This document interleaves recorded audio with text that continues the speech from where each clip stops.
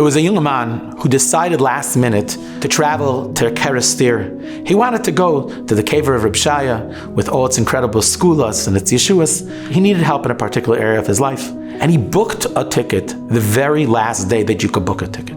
And he comes onto the plane and he's running late as it is. He's the last person that comes on the plane. And he sees that his seat is between two women. It's an aisle of three, one on this side, one on that side, and everyone's waiting for him. The flight needs to take off. He just made it by the skin of his teeth. And he goes over in the most respectful and gentle way and he says to the stewardess, please, is there any way we could rearrange something? I don't sit next to women. It's my way of life. It's our culture. It's the community that I'm from. Please, can you do something? And the stewardess asked him, you have two choices. One choice is you sit in the seat that you're supposed to sit in and this plane is able to leave, or you upgrade. There's seats in business class and first class. If you want to go to business class, we can get you a seat where nobody will sit next to you. He goes, what's it going to cost? Almost $400. Rabban Shalom, he's not a wealthy guy. As a matter of fact, he's going there because he needs a Yeshua financially. He thinks to himself, what am I supposed to do? He says, you know what? It's worth it. Here's my credit card. Do what you got to do. Move me to business class.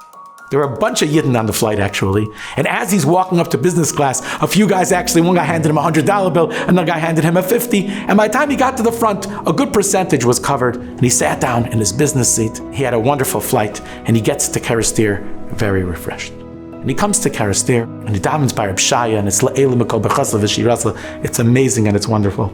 He's about to leave, and he says, Rabban Shalom, the schus of the Heilige Tzaddik, please help me that when I go back, I should somehow not have the nisayon that I had on the way here. And that I also shouldn't have to pay another ticket for business, because I don't think I could do that. I don't have money for another business class ticket. And he comes back to the airport. He has a seat all the way in the back of the plane because he reserved, again, the date that he went back. And as he's about to board the flight, all of a sudden the flight attendant looks at him and says, the guy who paid for business last time because he didn't want us.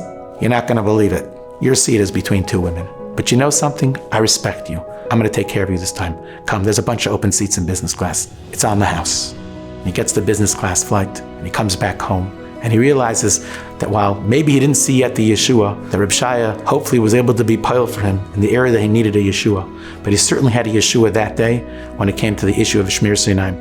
The Rabban Shalom made it his business to help this fellow fly business.